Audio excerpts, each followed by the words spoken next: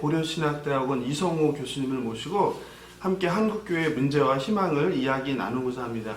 교수님 안녕하십니까? 안녕하세요. 네, 반갑습니다. 네, 반갑습니다. 참 이렇게 나와주셔서 감사합니다. 특별히 올해가 종교개혁이 일어난 지 503주년 되는 해이고 오늘은 바로 이제 종교개혁주일입니다. 역사 신학자로서 특별히 이제 종교개혁을 주일을 맞이하는 감회가 남다르실 것 같은데요. 간단하게 종교개혁 503주년을 맞이하는 교수님의 소회를 짧게 말씀해 주시면 좋겠습니다. 네, 제가 그 종교개혁 500주년 때는 정말 바쁘고 여러 가지 많이 책도 내고 강의도 하고 많이 했는데 500주년 끝나고 나니까 뭐 거의 또 확 관심이 줄어든 것 같아요. 그래서 503주년 됐을 때 특별한 감회가 있지는 않고요. 또 과연 우리 한국교회가 또 종교개혁 정신에 따라서 그 하나님의 말씀에 근거해서 계속 교회가 계속 세워져 갔으면 좋겠는데 그런 것들이 잘 눈에 띄질 않아서 조금 안타까움이 있다 정도로 말씀드리고 싶습니다. 네네. 두 번째 이제 제가 드리고 싶은 질문은 코로나 바이러스 이제 팬데믹 상황에서 하나님의 뜻을 두고 사실은 전 세계 신학자들이 이제 다양한 의견을 내놨는데 대표적으로 영국 성공의 신학자인 톰 라이트 박사는 코로나19를 하나님이 허용한 이유를 찾는 건 자칭 기독교인의 뻔한 반응이다. 기독교인의 소명은 어떤 일이 왜 일어나는지 해명하는 게 아니라 그것을 설명하려고 하기보다는 함께 애통하는 것이다 라고 이야기했습니다. 그런데 반면에 미국의 신학자인 존 파이퍼 목사는 모든 일에는 이유가 있고 하나님은 이를 알고 계신다. 그분의 일을 이해하고자 성경을 펼치는 것은 어리석은 일이 아니다라고 했습니다. 교수님께서도 이제 신학자로서 특히 역사 신학자로서 인류가 겪고 있는 이 코로나 팬데믹을 한국교회 성도들이나 목회자들이 어떻게 해석하고 이해하는지 좀 간단하게 말씀해 주시면 좋겠습니다. 제가 생각하기에는 뭐 그 두 가지가 뭐 이렇게 완전히 선택의 문제라고 생각은 들지 않습니다. 뭐 예를 들어서 톰 라이트 신학자인 경우에는 뭐 같이 애통해야 된다. 그렇게 할 수 있는 거죠, 당연히. 그리고 또 코로나 상황 속에서 그럼 하나님 뜻이 무엇인가 분별하는 거, 이게 서로 상충하거나 둘 중에 하나만 선택하는 것은 아니라고 생각하고요. 제가 보기에는 두 개 다 같이 당연히 해야 된다고 생각을 합니다. 예를 들어서 초대교회 정신에 따라서 정말 그 아프고 애통하는 사람들과 함께 하면서 교회가 해야 되는 마땅히 하면서 그럼에도 불구하고 이와 같은 것들이 벌어진 가운데 정말 교회 하나님의 뜻이 뭔지를 분별하면서 교회를 같이 그 도전이죠. 도전에서 어떻게 응전할 것인가에 대해서 말씀에 따라 해야 되는 말씀에 따라서 그 교회를 세워가는, 분별하여서 세워가는 작업도 같이 해야 된다, 이렇게 볼 수 있습니다. 네, 감사합니다. 세 번째, 이제 얼마 전 한국기독교사회문제연구원의 개신교인 인식조사가 발표가 되었습니다. 보셨는지 모르지만 그 내용을 보면 개신교인들의 신앙관이 여전히 문자주의, 근본주의가 이제 한국교회의 주류다. 그리고 성경은 하나님의 영감으로 기록돼 전혀 잘못이 없다고 생각하는 축자, 영감, 성서, 모호설에 동의하는 사람이 59.8%, 성경을 기록된 문자대로 믿는다는 사람은 55%로 발표되었다. 이 개신교인들의 신앙관이 문자주의, 또 근본주의가 어떻게 보면 오늘날 한국교회 문제와 관련이 있지 않냐, 이런 지적을 했는데 그거에 대해서 좀 평가를 해주시면 좋겠습니다. 뭐 사실 뭐 제 개인이 이제 근본주의자이기 때문에 성경을 글자 그대로 하나님 말씀으로 보기 때문에 그 주장이 동의하기는 어렵지만 그럼에도 불구하고 그 비평의 타당성은 있어요. 그건 뭐냐면 정말 성경을 글자 하나를 하나님의 말씀을 정말로 믿는다면 더 중요한 거는 그 자체를 믿는 데 그게 중요한 게 아니라 그것도 중요하지만 더 중요한 것은 그것대로 사는 게 더 중요한 거죠. 그러니까 정말 성경이 글자 하나마다 하나님 말씀이라고 생각한다면 정말 그것을 귀하게 보고 그것이 하나님 말씀을 생각하면서 그것을 절대적으로 복종하면서 순종하는 그게 오히려 진짜 성경을 성경대로 사는 것이라고 생각하기 때문에 축자적 영감설 또 문자주의 자체가 문제라기보다는 그것에 근거해서 올바로 사는 게 따라주지 않는 게 더 문제가 아닌가 이렇게 생각이 듭니다. 네, 감사합니다. 저는 오히려 그 통계 발표를 보면서 우리나라는 이제 장로교 기반이잖아요. 네. 그런 또 칼빈주의고. 네. 그런데 축자 영감이나 성서 모호설, 네. 성경을 글자 그대로 믿는 사람 비율이 이거밖에 안 되나라는 생각이 좀 들었습니다. 생각보다 좀 낮구나. 예. 그럴 수 있죠. 네, 그럴 수 예. 있다고 생각합니다. 왜냐하면은 이제 성경 모두가 다 하나의 말씀이라기보다는 대강 또는 전반적으로 하나의 말씀이라는 게 있지만, 예. 예를 들어서 여기 과학적 사실이라든지, 네. 또 그다음에 역사적 사실이라든지 이런 것은 조금 오류가 있을 수 않나 네. 이런 생각은 많이 하고 있는 것 같습니다. 네. 다음 질문은 이제 아무래도 코로나 상황 초기에 이제 온라인 예배를 네. 교회들이 하게 되면서 이제 비대면 영상 예배가 진정한 예배인가라는 논란이 많이 있지 않았습니까? 네. 예, 그거에 대해서는 어떻게 생각하시는지? 저는 온라인 예배는 그 연약한 예배다, 이렇게 이야기할 수 있을 것 같습니다. 거짓 예배라고 하기는 예배가 아니다 이렇게 보기는 어렵고요. 그러니까 비상 상황에 예. 우리가 또 하나님께서 주신 기술이 있으니까 그것을 가지고 최소한의 예배를 드릴 수 있다. 네. 이렇게 얘기하고 싶고, 만약 이 기술이 없었으면 이런 논쟁 자체가 아예 없었겠죠. 그렇죠. 그런데 온라인이 있음으로 인해서 최소한의 예배를 드릴 수 있게 됐는데, 이 최소한의 예배가 온전한 예배다 이렇게 보기는 저는 어렵다고 생각합니다. 네. 그리고 뭐 그 후에 이제 영상 예배에 대한 논쟁이 좀 사그라드는가 했더니 네.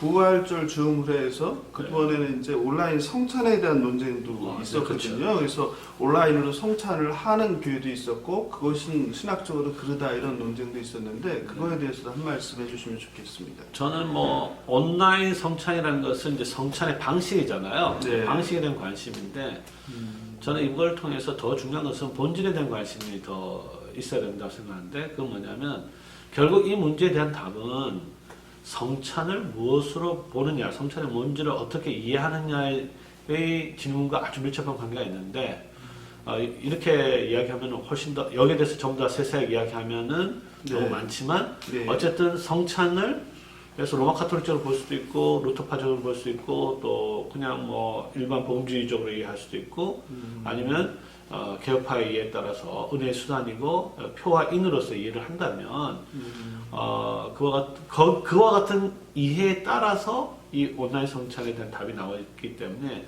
저는 이제 장로교 입장에서 보면 온라인 성찬은 기본적으로 불가능하다 이렇게 보고 있습니다. 예.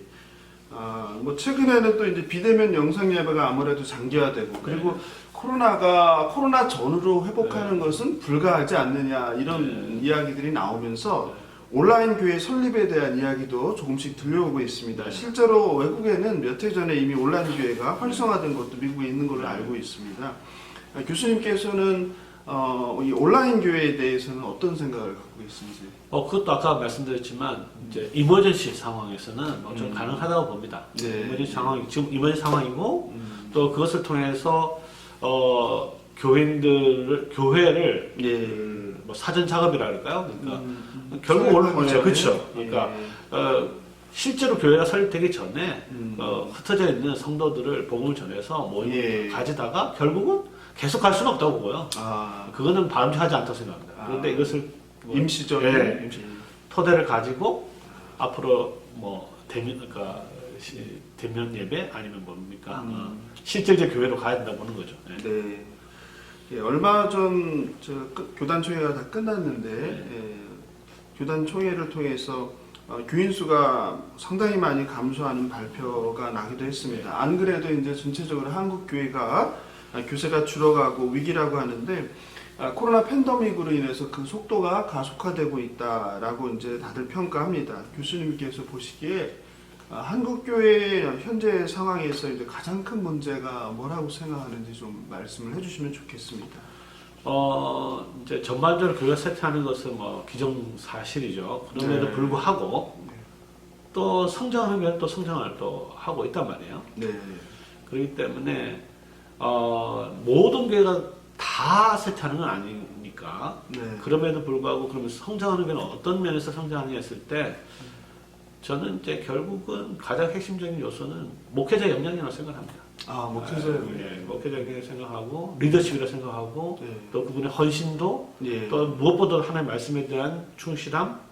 이제 결국 이것이 오늘날 세대 성도들로 하여금 교회로 오게 하는 거기 때문에 결국 목회자 역량을 최대한 강화시키고 올리는 역량을 예. 강화시키는 것이 그 근본적인 대안이 아닌가 개인적으로 그렇게 생각합니다. 예, 실천 신학자가 아니시고 네. 역사 신학자이신데도 그런 굉장히 제가 좀 특별한 답변이 아닌가라는 생각이 드는데 실천 신학자들이 아무래도 좀 그런 생각이나 이 방향을 많이 제시하게 되잖아요. 네. 근데 뭐 제가 뭐 기본적으로 이제 교회를 개척을 했으니까 그런 면이 있잖아요. 실제적으로 네. 목사님께서 또 이렇게 학생을 가르치지만 네. 실제로 교회를 개척해서 하다 보니까 네. 그런 생각들 그러다 보니까 예배에 대해서도 관심을 많이 네, 갖게 되신 것 같아요. 이게 뭐 그 단지 그냥 이론적인 게 아니고 제 문제입니다. 물론 이제 한 2년 전에 이제 제자한테 제 교회를 물려주긴 했지만 한 10몇 년간 교회를 실제로 한 2가정에서 개척하고 네. 계속 성장했는데 네, 그런 것들이 제 주 관심이 되지 않나 이런 생각이 듭니다. 네, 감사합니다. 이제 마지막 질문이 됐는데요, 벌써. 오늘날 교회의 부패와 목회자의 타락으로 우울한 소식들이 많습니다. 네. 그럼에도 불구하고 한국교회 이제 구석구석에서 주님의 참된 교회를 이제 회복하기 위해서 수고하는 성도들과 목회자들도 많습니다. 이분들에게 좀 권면과 격려의 말씀을 해주시면 좋겠습니다. 네. 그 지난주에 제가 어떤 교회에서 설교를 했는데 소망의 복음, 소망에 대해서 설교를 했는데 네. 과연 우리 한국교회 소망이 있는가? 예. 우리가 다니고 있는 교회가 과연 소망이 있는가? 네. 라고 했을 때 저는 그 소망이 과연 또 이루어질 수 있을까도 한번 생각을 해봤는데요. 네. 결국 우리의 소망이 과연 하나님의 소망이냐를 진지하게 또 질문해야 될 것 같습니다. 네. 저는 이제 로마서 15장을 설교하면서 거기에 성경에서 유일하게 소망의 하나님이라는 구절이 나오는데 예. 하나님의 소망이 과연 뭔지를 진지하게 보면 이제 아주 간단하게 해서 이렇게 이야기할 수 있습니다. 하나님의 정의, 의가 실현이 되고 예. 의가 실현이 되면 평화가 이루어지는데 이 네. 평화라는 것은 강한 자와 약한 자, 부한 자와 가난한 자, 이 큰 자와 작은 자가 정말 아름답게 짐을 나눠지면서 하나가 되는. 예. 그게 이제 이사야 선지자로 보면 사자와 어린 양이 함께 뒹구는 그와 같은 아름다운 평화가 이루어지면 네. 그 다음의 결과로 희락, 예. 기쁨이라는 것이 나오는 것이 결국 이게 하나님의 소망이기 때문에 교인이 숫자가 줄고 이런 데 대한 그런 거 가지고 소망을 좌우되기보다는 예. 우리 모든 성도들이 정말 하나님의 소망을 자기의 소망을 가지면 좋지 않을까. 그리고 이 소망은 반드시 이루어지기 때문에 여기에 소망, 우리의 소망과 기쁨이 있어야 되지 않는가. 네. 이런 소망을 가지기를 진심으로 부탁을 드리겠습니다. 감사합니다. 저희 이제 오늘 한국교회 위기 희망을 말하는데 마지막으로 또 우리 주제와 같이 교수님께서 절망적인 상황 가운데 한국교회의 희망을 또 하나님의 소망으로 이렇게 말씀해 주지 않으셨나 생각이 듭니다. 오늘 바쁘신데도 이렇게 귀한 자리 함께 해주셔서 감사하고 앞으로도 한국교회의 갱신과 개혁을 위해서 후학들을 잘 가르쳐 주시고 또 좋은 학자로서 메시지를 좀 남겨주시면 좋겠습니다. 우리 같이 인사하겠습니다. 감사합니다. 네, 감사합니다. 아이고, 되게 너무 빨리 끝났어요. 이거 해도 될 것 같은데.